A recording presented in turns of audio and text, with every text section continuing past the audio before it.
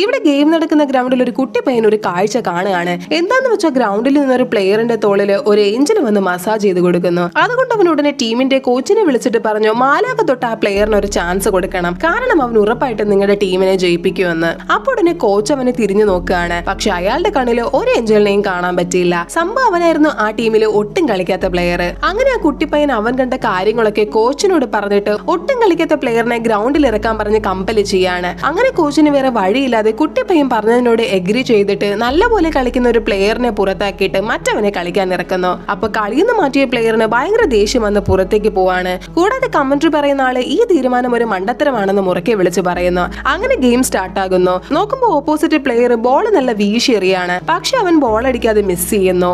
അതിനുശേഷം വീണ്ടും second ball എറിയാണ്. അതും അവൻ മിസ് ചെയ്യാണ്. അപ്പൊ ഇത് കണ്ട കോച്ചിന് ഭയങ്കര ദേഷ്യം വരുന്നു. അപ്പോഴാണ് കുട്ടിപ്പയ്യൻ ഒരു കാര്യം കണ്ടത്. എന്താന്ന് വെച്ചാൽ ബോൾ എറിഞ്ഞുകൊണ്ടിരുന്ന പയ്യന്റെ പുറകിന്ന് വേഗത്തിൽ ഒരു ഏഞ്ചൽ വന്ന് ആ ബോൾ പിടിച്ച് സ്ലോ ആയിട്ട് ബോൾ അടിക്കാൻ നിന്നവന്റെ മുമ്പിൽ വരുത്തുന്നു. അപ്പൊ ബോൾ സ്ലോ ആയിട്ട് മുമ്പിൽ വന്നത് കൊണ്ട് ഈസി ആയിട്ട് അവൻ ആ ബോൾ അടിക്കുകയാണ്. പക്ഷെ അവനടിച്ച ആ ബോൾ ആർക്കും പിടിക്കാനേ പറ്റുന്നില്ല.